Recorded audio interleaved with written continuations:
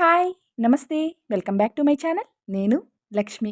మరొక మంచి అమృతం లాంటి రెసిపీతో మీ ముందుకొచ్చేసాను. అందరూ ఎలా ఉన్నారు?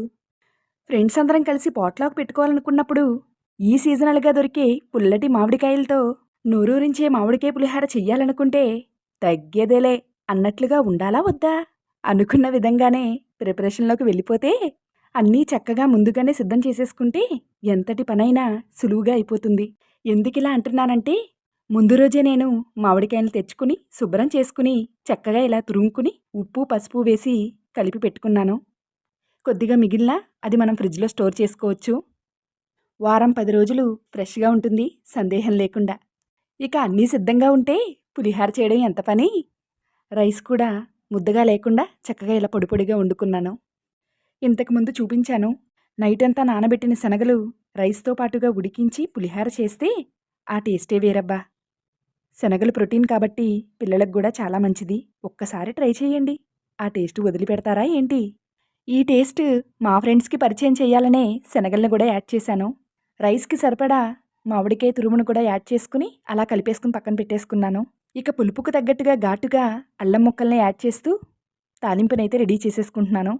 సీజనల్ రెసిపీస్, మామిడికాయ స్పెషల్ రెసిపీస్ మన ఛానల్లో ముందు ముందు వస్తూనే ఉంటాయి. మిస్ అయ్యారంటే మిస్ అయినట్లే మరి. మామిడికాయ స్పెషల్ రెసిపీస్ మీరేం కావాలనుకుంటున్నారో కమెంట్ చేయండి. చేసి చూపిస్తానండి. మధ్యలో మన ఛానల్ ఎవరైనా చూస్తున్నట్లయితే తప్పకుండా సబ్స్క్రైబ్ చేసుకోండి. ఛానల్ని సపోర్ట్ చేయండి. నార్మల్‌గా పులిహారకి వేసుకునే తాలింపే వేశాను. కొద్దిగా అల్లాన్ని జోడించాను. ఇంకొంచెం ఎక్కువ ఇంగువైతే వేసుకున్నాను. ఇలా వేయించుకుంటే సరిపోతుంది. వేరుశనగ గుళ్ళు కలర్ చేంజ్ అయితే చూడ్డానికి అసలు బాగుండదు. సో రైస్‌లో వేసుకుని అంతా కలిసేలాగా రుచికి సరిపడా ఉప్పును కూడా చూసుకుంటూ కలిపేసుకోవడమే.